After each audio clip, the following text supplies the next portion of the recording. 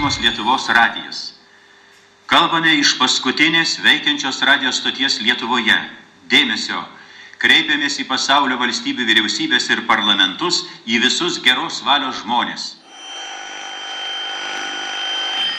Bet kuriuo metu balsas iš Sitkūnų radijos stoties gali būti nutrauktas karinės prievartos būdu. Tyla eteryje ar svetimi balsai jame nereikš, kad atsisakome.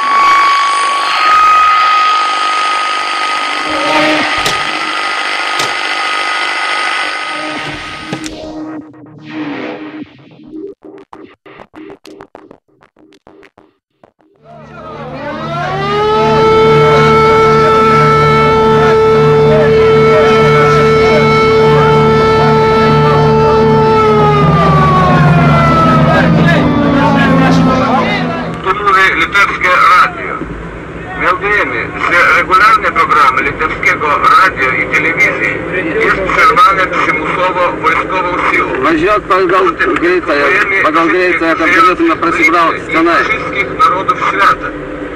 Cisza wiatrze albo cudze głosy nie znaczy, że my odczekamy się od swoich zamierzeń.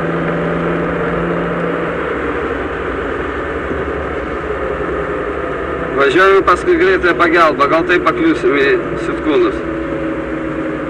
Dėmesio gerbiami Lietuvos žmonės. Dėmesio, kaip žadėjome mūsų ekstra informaciją. Nepatikrintais duomenimis mums pranešė, kad Vilniuje šiuo metu jau yra 70 sužeistų žmonių, 9 iš jų užmušti. Kartojame, kaip gavome informaciją iš Vilniaus, 70 žmonių. Informacija iš Vilniaus. Šturmuojame rūmai, šaudoma tuščiais šoviniais. Parlamentas dirba, kvorumas yra. Algirdas Saudargas įgaliotas atstovauti Lietuvą užsienyje. Vyriausybė nenutraukė savo veiklos. Visos instancijos privalo vykdyti jos nurodymus. 11 užmuštų, daugiau kaip 100 sunkiai sužeistų. Iš Sitkūnų kreipiamasi ne į žmonės, o į užsienio vyriausybės. Norvegijos vyriausybė kreipėsi į SNO saugumo tarnybą. Paskutiniais duomenimis 12 žuvusiųjų, 108 sužeisti. Šią informaciją savo baigėme ir toliau jūs žadame informuoti.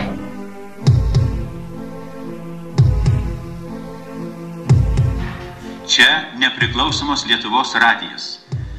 Kalbame iš paskutinės veikiančios radijos stoties Lietuvoje.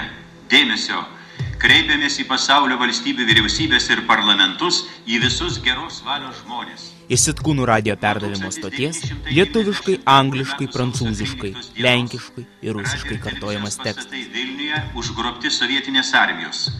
Valstybinio radijo ir televizijos darbuotojų balsas klausytojus ir žiūrovus pasiekdavo iš Kauno. Tačiau kolaborantai kėsinasi ir į šį tautos valią išreiškinti objektą.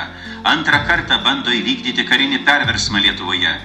Bet kuriuo metu balsas iš Sitkūnų radijos stoties gali būti nutrauktas karinės prievartos būdu.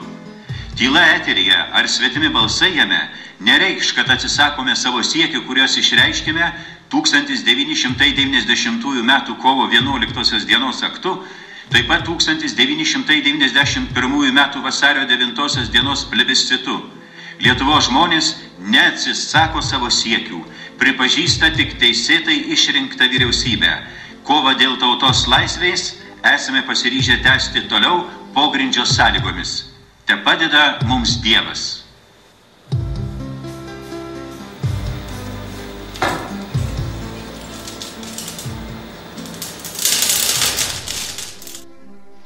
Mano tėtis tuo metu buvo užsienyje. Jis apie įvykius Lietuvoje sužinojo iš radijo laidų. Draugai paklausė žinių, priėjo prie tėčio ir pasakė: tam vašek streliajut. Tuomet jis su draugu greitai susiruošė ir skubėjo namo. Iš trumpų pranešimų per radiją sunku buvo suprasti, kas iš tiesų dėjosi Lietuvoje.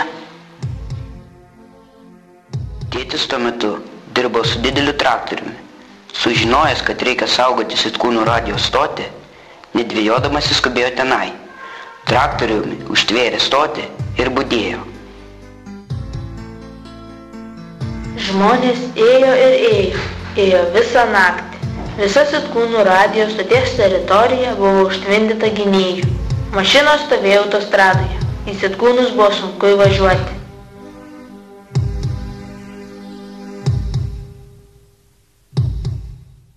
– 1991 m. sausio 13 visiems laikams išliks Lietuvos žmonių atmintyje, o pirmiausia – Sitkūnų radijo stoties gynėjų. Visas pasaulis paskutinės žinias apie įvykius Lietuvoje gaudavo iš Sitkūnų. Lietuvos žmonės neatsisako savo siekių. Te padeda mums Dievas.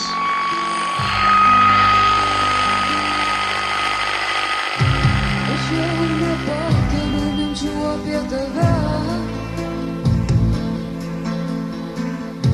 kaip obelis apsunkusi nuo vaisių,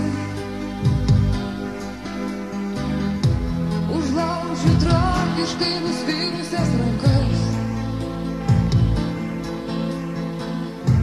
o tu sakai stovi kaip stovi laisvė, o tu sakai stovi kaip stovi